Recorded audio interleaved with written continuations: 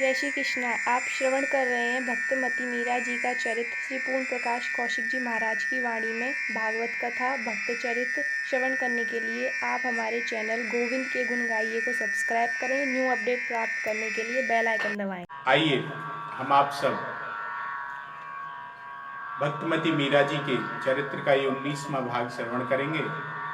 जो लोग जुड़ चुके हैं उनसे निवेदन कि शेयर कर दें, जिससे कि और अन्य लोगों को भी इसका लाभ मिल सके।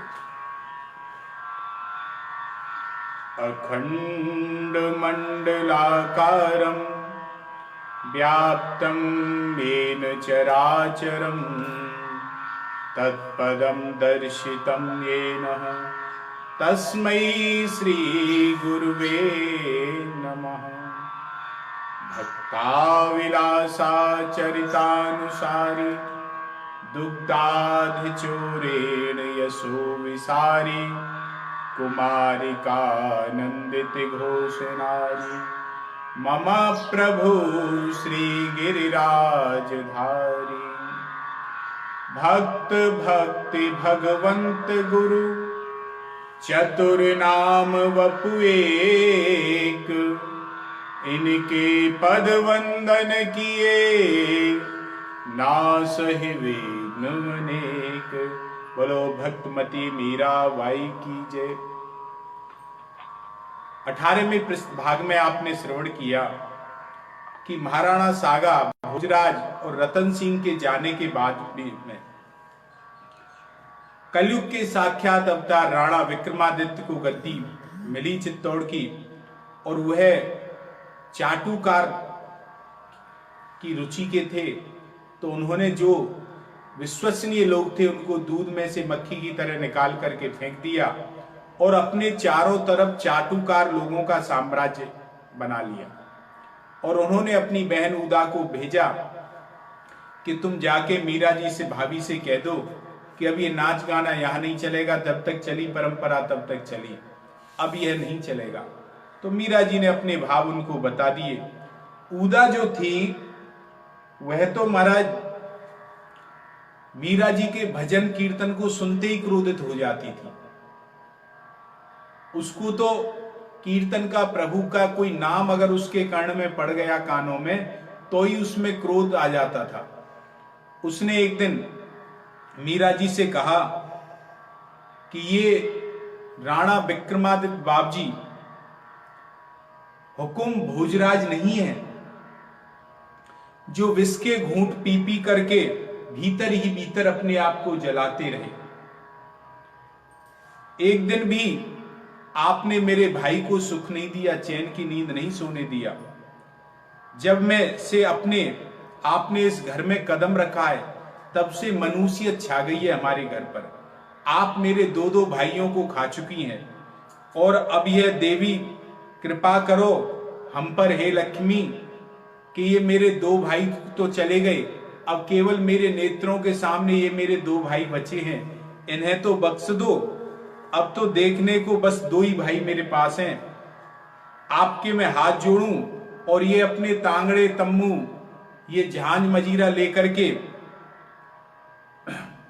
घर में बैठो, हमें मत रांधो। और तो मीरा जी ने उनके सारे आक्षेपों को सुना, धैर्यपूर्वक आरोपों को सुना, और उन आरोपों का कोई उत्तर देने की आवश्यकता मीरा जी ने नहीं समझी। मीरा जी ने तो केवल बल्कि स्वयं ही अपने भजन की स्थिति और भक्ति मार्ग में दृढ़ रहने की अपने जो संकल्प था उसे बताने के लिए मीरा जी ने हाथ में तानपूरा उठा करके एक भजन के माध्यम से मीरा जी ने बता दिया कि बरजी मैं काहू की नाही रहूं, कि बरजी मैं काहू की नाही रहूं, सुडरी सखी तुम चेतन होए के मन की बात कहूं, कि बरजी मैं काहू की न रहूं, कि साधु संगत करि हरि सुख दुख, दलेऊं जग सू दूर रहूं, और तन मन मेरो सब ही जावो भल मेरो शीस लहूं, बर जी मैं काहू की न रहूं। कि मन मेरो लागो सुमरन, सेती सबका बोल सहूं। और मीरा के प्रभु हरि अविनाशी, सतगुर चरण गहूं। कि बर जी मैं काहू की ना रहूं। जब ये सुना, मीरा जी के भाव सुने, तो ऊदा तुनक कर महाराज दौड़ करके चली गई भीतर, और राणा जी विक्रमादित्य को और एक की चार लगा करके सुना दी कि भैया कैसे भी इसका उपचार करो, ये तो मान ही नहीं रही है, बिल्कुल डरती नहीं है किसी बात से। मैंने अनेकों प्रकार से आपका भय दिखाया, किंतु इसके हृदय में आपका कोई भय नहीं है। और उसने तो मुझसे ऐसे कह दिया कि वर्जी में काहू की ना रहूं। तो राणा ने कहा कि बहन, इसकी जो प्रीति है उस पीतल की मूर्ति में ज्यादा है, तो एक काम करते हैं, हम उस पीतल की मूर्ति को ही चुरवा देते हैं, और ना मूर्ति रहेगी तो जिस प्रकार से तोते में एक के जान थे वो मर गया, तो पीतल की मूर्ति में इसके प्राण है, और ये अपने आप प्राण पटक पटक के मर जाएगी। तो उन्होंने मूर्ति को चुरवा दिया, और जैसे ही मीरा ने अपने गिरधर गोपाल के श्री विग्रह को नहीं पाया, नहीं देखा, तो वह तो महाराज बड़ी जल में से पृथक मछली की तरह तड़फड़ाने लगी, व्याकुल हो गई। हा मेरे नाथ, हा मेरे गिरधर लाल, आप कहां चले गए? मुझे छोड़कर आप कहां चले गए? केवल मेरा एक आप ही तो सहारा हो, और आप भी मुझे छोड़कर चले गए महाराज। तो मीरा जी व्याकुल होकर के और ठाकुर जी को मनाने के लिए उल्हाना देने लगी, गाने लगी महाराज।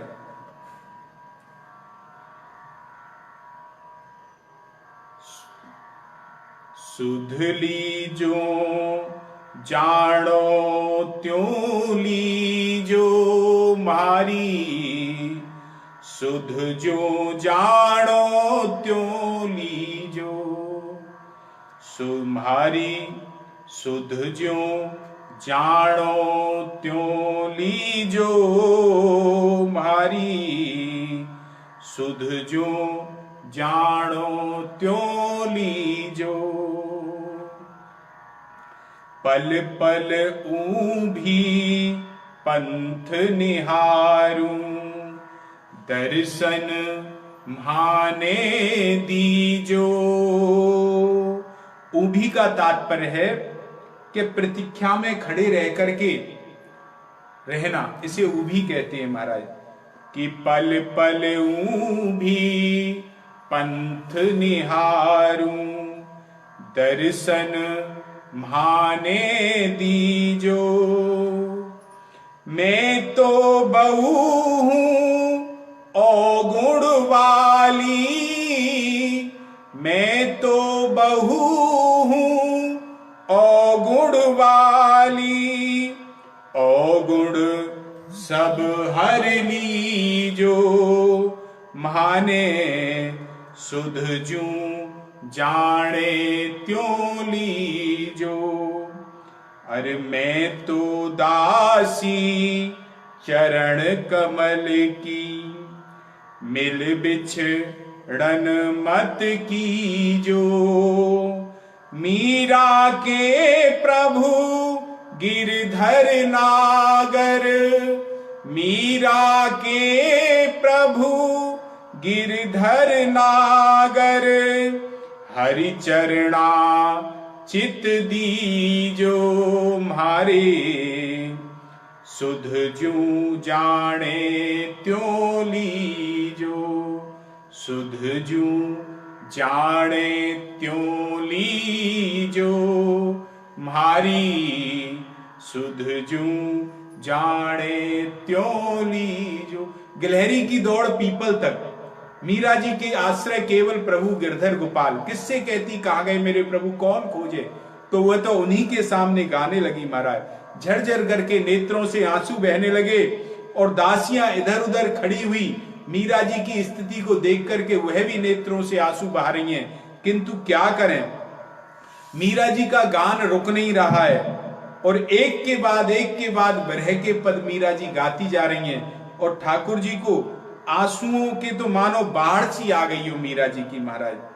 तभी मिथिला दौड़ती उतावली आई और बोली, बाईसा हुकुम, बाईसा हुकुम। इसमें एक प्रसंग और जुड़ता है कि ऊदा और राणा ने प्रयास किया कि एक काम करो, सपेरे के द्वारा एक सर्प को बुला करके, जहरीला सर्प बुलाओ और उसको एक पेटी में सुंदर में रखवा करके मीरा के पास भेज दो, कह दो कि इसमें तुम्हारे गिरधर गोपाल की मूर्ति रखी हुई है, वो मिल जाएंगे। तो महाराज सर्प सपेरे को बुलाया गया, जहरीला सांप रखा गया और जैसे ही सांप को लेकर के वो पहुंचा तो वो सर्प ही गिरधर गोपाल जी की प्रतिमा बन गया। बोलो भक्तमती मीरा बाई की जय। और जैसे ही देखा तो सारी दासियां भी प्रसन्नचित हो गई महाराज। उस ओर अब तो देखते ही देखते मीरा के हर्ष के मारे मीरा ने सिंहासन से उठकर गिरधर गोपाल के विग्रह को अपने हृदय से लगा लिया। और जब हृदय से लगाया तो जो मीरा के अब तक तो विरह के संताप के अश्रु थे, और जब हर्ष के अश्रु आए तो उन अश्रुओं से ठाकुर जी के श्री विग्रह का अभिषेक होता चला गया महाराज। और मीरा रुधे कंठ से वह ठाकुर जी को उल्हाना देते हुए थक नहीं रही है और उल्हाना दे रही है कि महाराज मेरे तो आप ही हो, आपके अलावा मैं किसका भरोसा करूं।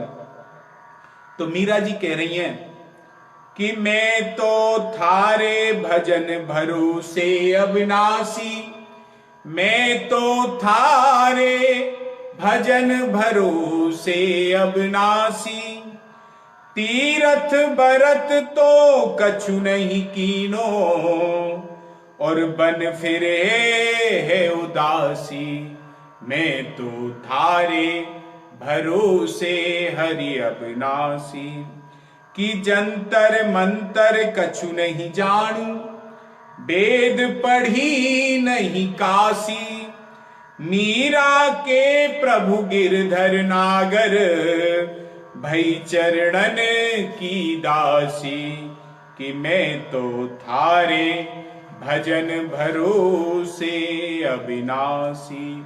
इस प्रकार से भक्त के लिए भगवान स्वयं उस सर्प की पेटी में से स्वयं गिरधर गोपाल बन करके आ गए महाराज। मीरा नित्य भगवान की सेवा में अपने में लगी रहती, उसे इससे कोई परवाह नहीं है कि मेरे परिवार वाले क्या कह रहे हैं, मेरी ननद क्या कह रही है, देवर क्या कह रहे हैं। वो ठाकुर जी की सेवा में थी। एक दिन मीरा जी की दासी मथुरा ने मीरा जी से पूछा बड़ी विनम्रता से, देखो भैया इस प्रसंग को बड़े ध्यान से सुनना। अब जो हम प्रसंग सुना रहे हैं आपको, ये प्रश्न और जिज्ञासाएं लगभग प्रत्येक व्यक्ति की हैं, प्रत्येक जीव मात्र की हैं, और बड़ी सरलता से मीरा जी ने उन सब जिज्ञासाओं का समाधान किया है। हो सकता है आप लोगों की भी किसी की जिज्ञासा का समाधान हो जाए। तो यहां मथुरा ने कहा कि कुंवर बाईसा हुकुम, ये जो भागवत पुराण है बाईसा हुकुम, क्या ये सच्चे हैं? मीरा जी ने मुस्कुरा करके कहा, तो क्या तुझे ये झूठे नजर आते हैं, सच्चे नजर नहीं आते? तो मथुरा बोली, नहीं नहीं ऐसी बात नहीं है, इनमें लिखे जो वाक्य हैं वे अनहोनी से और असंभव से प्रतीत होते हैं। रावण के 10-10 मुख हुए, 20-20 भुजाएं, और ऋषि मुनियों की ऐसी सिद्धि रही कि क्रोध करते थे तो सांप तक दे डालते थे। तो ये कुछ अविश्वसनीय सी बातें लगती हैं, इसलिए मैंने पूछा है आपसे। तो मीरा जी बोली, देख मथुरा, देश काल परिस्थिति के अनुसार सब चीजें बदलती रहती है, काल चक्र है ये, और संसार, इसके प्राणी और उनकी शक्तियां, रूप आदि सब कुछ बदलते रहते हैं।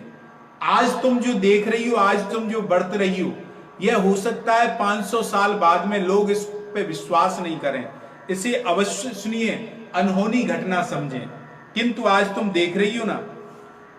तो मीरा से मथुरा बोली, सुना है बाईसा हुकुम कि प्रभु का विधान मंगलमय है, और उसी के विधान में प्रत्येक जीव का मंगल छुपा हुआ है। फिर आप जैसी ज्ञानी परम भक्त के साथ इतना अन्याय क्यों करते हैं प्रभु? और जो खोटे लोग हैं, दुष्ट लोग हैं, उन्हें आनंद में हम देखते हैं। भला लोग दुख की ज्वाला से झुलसते रहते हैं अच्छे लोग तो, और जो खोटे लोग हैं वह महाराज आनंद में रहते हैं। कि धर्मात्मा, लोग कहते हैं कि धर्मात्मा को भगवान तपाते हैं, ऐसा क्यों करते हैं हुक्म भगवान, आप मुझे बताइए। मिथुला ने हिम्मत जुटा करके और अपनी जो गद्दी सी थोड़ी सी मीरा जी की तरफ खिसका ली और बोली हाथ जोड़ करके, स्वामिनी, बड़े दिन से हृदय में ये उथल पुथल मची हुई थी और ये मुझे अंदर ही अंदर खा रही थी। यदि आप मुझ पे प्रसन्न हो तो कुछ कृपा करके मुझे बताइए, मेरा मार्गदर्शन कीजिए। मीरा जी बोली, इसमें कृपा करने की कोई आवश्यक बात नहीं है। अगर कोई जिज्ञासु प्रश्न पूछे और अगर जानने वाला उसके प्रश्न का उत्तर नहीं दे, उसे जिज्ञासा नहीं शांत करे, तो जानने वाले के लिए दोष लगता है। अगर आपको किसी की प्रसंग के किसी के बारे में जानकारी है और कोई जिज्ञासु सामने पूछ रहा है तो उसका समाधान अवश्य करना चाहिए महाराज। तो मीरा जी ने कहा कि हाँ मिथुला, भगवान का जो विधान है जीव उसी में उसका मंगल है। जिस प्रकार, कैसे मंगल है, जिस प्रकार लौकिक व्यवहार में बालक का मंगल निहित है माता के उसमें, वह बालक मैया माता को खिलाती है, पिलाती है, नहलाती है और डांटती भी है, किंतु वह माता बच्चे का हित चाहती है। उसी प्रकार ईश्वर भी सदैव जीव का मंगल चाहता है, माता की तरीके से महाराज। तो मथुरा बोली, पर हुकुम, आपने तो कभी किसी का बुरा नहीं किया, आपने कभी किसी का दिल तो नहीं खाया, फिर क्यों दुख उठाने पड़ रहे हैं आपको, आप ये बताइए।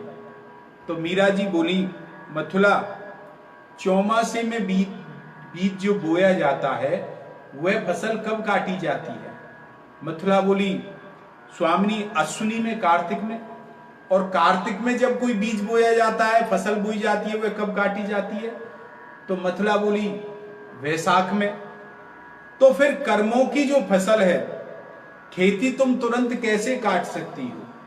तो इस जन्म में बोई हुई फसल तुम्हें अगले जन्म में काटनी पड़ेगी, और अगले जन्म में बोई हुई फसल और अगले जन्म में काटनी पड़ेगी। और कोई कोई प्रबल कर्म अवश्य तुरंत फलदायी हो जाता है, अन्यथा फसल तो तभी काटनी पड़ेगी। तो मथुरा ने पुनः जिज्ञासा की कि किंतु हुक्म, अगले जन्म तक तो किसी को याद ही नहीं रहता। अगले जन्म की बात किसे याद है, किसी दूसरे पर अपने उसका करता है, अथवा ईश्वर पर ही करने लग जाता है कि महाराज उसे पता ही नहीं, कर्मों का बोझ ठहराने, ईश्वर को ही दोषी ठहराने लग जाता है।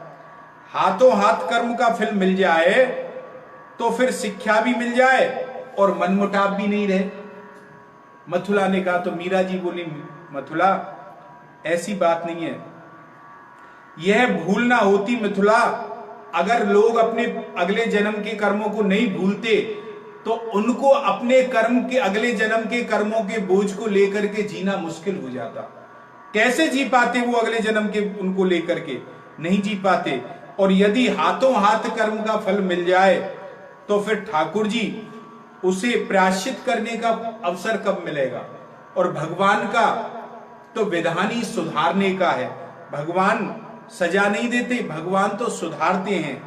मिथुला, जैसे बालक गोद में मैया की में कीचड़ में सना हुआ आए कहीं से, तो माँ गोद में लेने से पहले उसे नहलाती है, धुलाती है, साफ करती है, और बालक कितना भी रोए चिल्लाए लेकिन उसे साफ करके तब गोद में लेती है।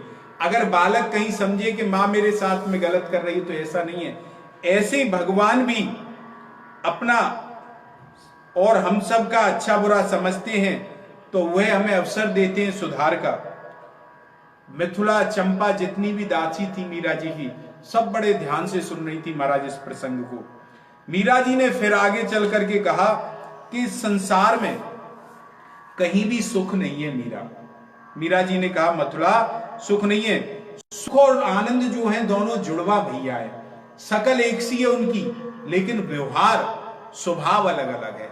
लोग खोजने जाते हैं आनंद को, किंतु आनंद जैसी शकल एक सी सुख की जान करके सुख को पकड़ लेते हैं और आनंद से वंचित रह जाते हैं।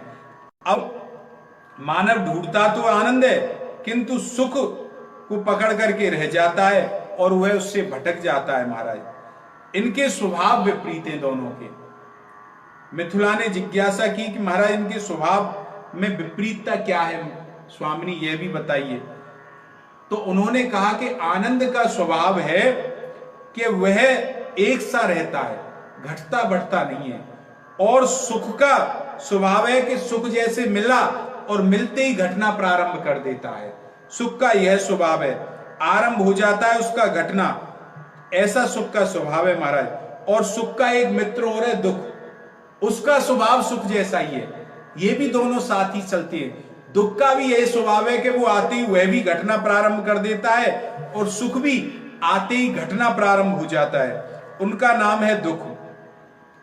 अतः यदि सुख आएगा तो उसके साथ हाथ थाम करके दुख भी आएगा, ऐसा समझ लो आप। तो अब मथुरा बोली, भाई साहब आनंद की कोई पहचान बताइए और उसका ठौर ठिकाना कहां है ये भी बताइए। तो मीरा जी बोली, मथुरा पहचान तो यही है कि इसका एक सा है, इसमें घटना बढ़ना नहीं है। वह ईश्वर का स्वयं स्वरूप है, सच्चिदानंद रूपा है। भगवान का स्वयं का स्वरूप ही आनंद है, इसमें भेद नहीं है। स्वयं ईश्वर और आनंद स्वरूप हैं। जैसे सुख के साथ दुख लगा रहता है, ऐसे ही आनंद और ईश्वर एक साथ चलते हैं, तो यही स्वरूप प्रतीत होता है। और बात रही इनके पाने के ठौर ठिकाने की, तो इनके पाने का ठौर ठिकाना तो संतों की चरण रज और गुरुजन की संगति यही है। उसमें सत्संग करो और उनके द्वारा जो कहे गए वाक्य उनको श्रवण मनन और चिंतन करो, उनका यही उनका ठिकाना है महाराज। और उसी की कोख से कई और जो मीरा ने फिर धैर्य पूर्वक मिथिला जी को फिर समझाया कि जिज्ञासा के उत्तर में फिर बोली, सुना है जो दुख है और सुख है इसके मूल है इच्छा। सुख के मूल में इच्छा है और इच्छा का मूल है मोह, और मोह इच्छा की पूर्ति कभी होती नहीं है। उसी की कोख में कई और इच्छाओं का जन्म होता है। आज एक इच्छा की पूर्ति हुई तो उसे अन्य दूसरी इच्छा प्रकट हो गई। यह तृष्णा जीवन पर्यंत बुझती ही नहीं है। फिर मीरा जी ने थोड़ा रुक करके कहा कि अब हम आनंद का भी स्वरूप समझ लें। आनंद का कैसा स्वरूप है? जैसे हमें दूसरे सुखी नजर आते दिखते हैं किंतु वे सुखी नहीं होते हैं, और उसी प्रकार से जिनको आनंद मिलता है वे बाहर से तो दुखी नजर आते हैं किंतु अंदर से पूर्ण आनंद में होते हैं, वे दुखी होते नहीं है। मीरा जी ने सुख दुख और आनंद का स्वरूप समझाया मथुरा को। अब मथुरा बोली, बाई सा हुकुम एक बात और बतलाइए। मीरा जी बोली, क्या? कि क्या भक्त और अच्छे लोग पिछले जन्म में कोई दुष्कर्मी करते हैं क्या, जो उन्हें इस जन्म में कष्टी भोगना पड़ता है? और जो खोटे लोग हैं तो क्या वो अगले जन्म में, पिछले जन्म में उन्होंने पुण्य किए हैं, क्या वो जो उसके फलस्वरूप वे इस जन्म में सुख भोग रहे हैं? तो मीरा जी बोली, अरे ऐसा नहीं है मिथिला। होता क्या है कि शुभ अशुभ मिश्रित 3 प्रकार के कर्म होते हैं। जैसे पापी पाप करते हुए भी कभी कभी अनजाने में पुण्य कर्म कर जाता है, उसी प्रकार से भक्त और पुण्यात्मा भी पुण्य कर्म करते करते अनजाने में कभी कभी पाप कर्म कर जाता है। और माता पिता अपनी संतान के, देखा होगा तुमने मिथिला कि माता पिता अपनी संतान के तनिक से भी खोट नहीं देखते। 2 बच्चे लड़ रहे हो आपस में और जो माता पिता जाएंगे तो अपने बच्चे को डांटेंगे कि तूने कहीं ना कोई गलती की है, तूने कोई खोट किया हुआ। डांटते ना, वो चाहते हैं कि मेरे बच्चे में कोई खोट नहीं रहे। उसी प्रकार से जब प्रारब्ध बनता है तो परमात्मा अपने भक्तों के जो छोटे से भी छोटे खोटे दुष्कर्म या पाप हैं उनको निकाल करके पहले लाते हैं और उनको रखते हैं कि जिससे कि उनकी शुद्धि हो जाए, और दूसरी तरफ पापियों पर दया करके शुभ कर्मों को आगे लाते हैं महाराज भगवान। भोग समावेशित किया जा सके। क्यों? कि उन्हें कहीं सत्संग पाकर के वे सुधर जाएं, अपने जीवन को बचा लें और भगवान नाम रूपी चिंतन करने लग जाएं।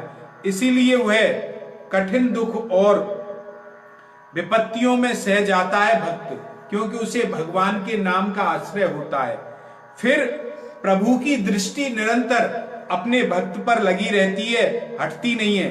यही कारण है कि भक्तजन सज्जन जन दुखी रहते हैं और दुर्जन लोग सुखी रहते हैं। महाराज, जगत में जितने भी लालच हैं, बाईसा हुकुम, यदि भक्त नामक जीव आवेश दुख उठाकर परिस्थिति की शिला पर से अगर फिसल जाए तो उसके तो दोनों ही लोग चले गए, यह भी गया वह भी गया।